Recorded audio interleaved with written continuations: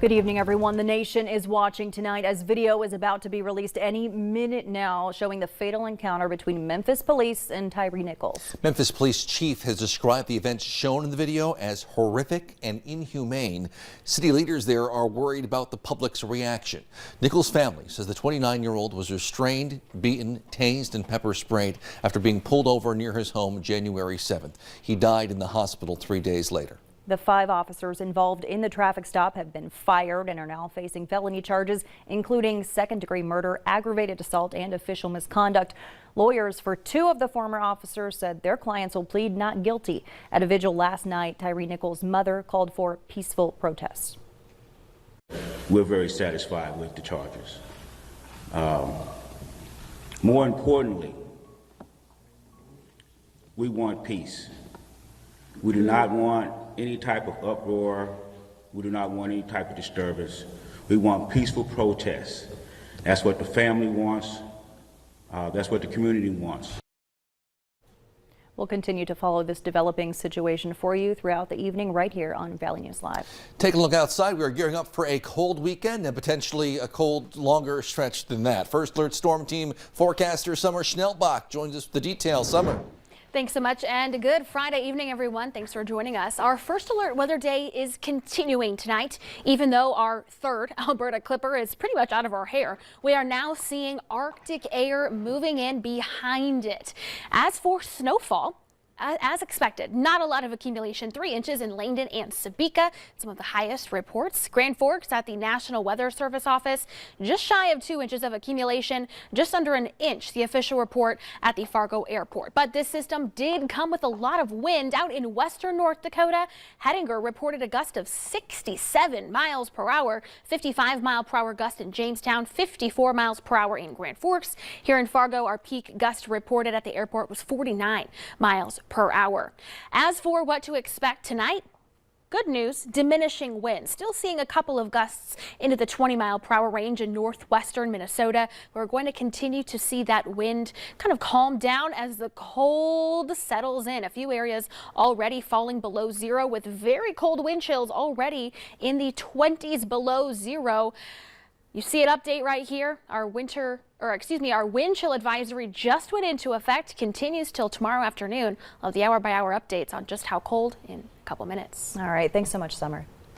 Wandering is common for those living with dementia or Alzheimer's, and unfortunately it's something we've already seen multiple times this winter with folks just around the metro. It's a behavior that brings great concern when temperatures dip as low as our region is expected to see in the coming days. Valley News Team's crime and safety reporter Bailey Hurley spoke with experts on how to best protect you and your loved ones through the upcoming deep freeze. With a high prevalence of dementia in North Dakota, forecasts like this one bring concern to Senior Helpers owner Tanya Ferber. We know this weather happens in our area, and so we just need to be prepared so that our elderly loved ones are as safe as possible. She says for those with a loved one suffering from dementia or Alzheimer's, it's important to have a safety plan, making sure they have the necessary medications, food, and backup power sources. Making sure that all of their basic needs are met. Anything can set them off as a trigger when their brains aren't working appropriately. Ferber says typically those who wander don't go further than a mile. But in temps like we're about to see, any amount of wandering is extremely dangerous. Frostbite is kind of unusual because it takes a few days to appear to show how bad it actually is. Anything below 20 degrees below zero, frostbite can occur in as little as 20 minutes. Greenstein adds prolonged cold exposure can make you confused, causing even more concern for those already cognitively impaired. We usually see they're out walking for a prolonged period of time, they get confused or disoriented. And the thing with frostbite is you start to feel hot. So oftentimes these people start to take off their clothes. Both women say preparedness is key for all of us this winter, urging you to pack extra layers and keep your extremities dry. But most importantly, check in often with your loved ones. Bailey Hurley, Valley News Live. For more advice on keeping your loved ones with Alzheimer's or dementia safe this winter, head to your VNL News app and click on this story.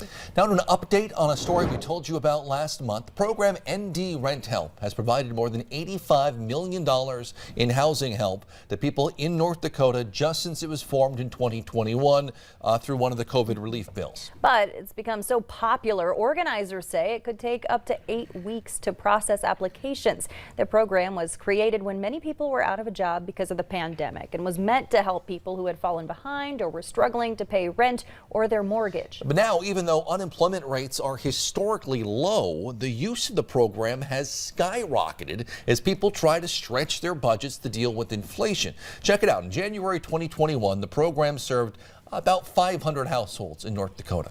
Fast forward to September of 2022, they were serving over 10 times that amount at nearly 6,000. And the amount of money distributed grew from about $600,000 in January 2021 to more than $9 million last month. According to their website, ND Rent Help has hired new staff members to help address the backlog for applications.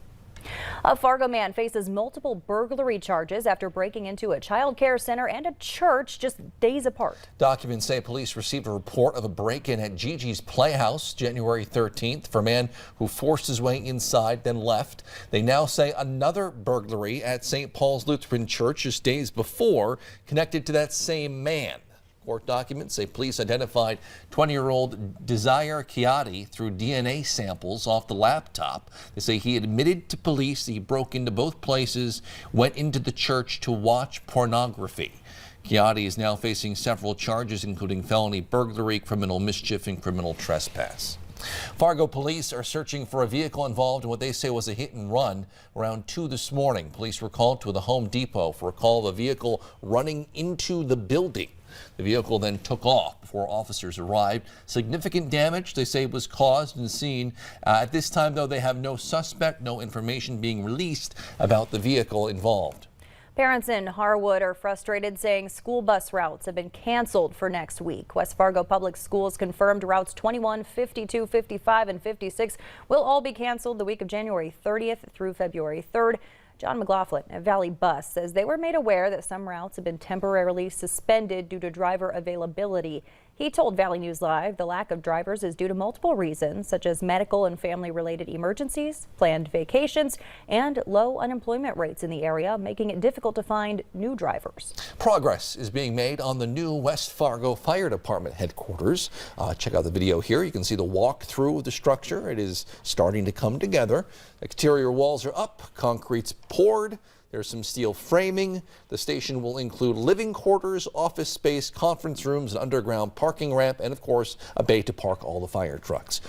Construction is expected to be complete sometime this summer. Later on Valley News Live at 6, North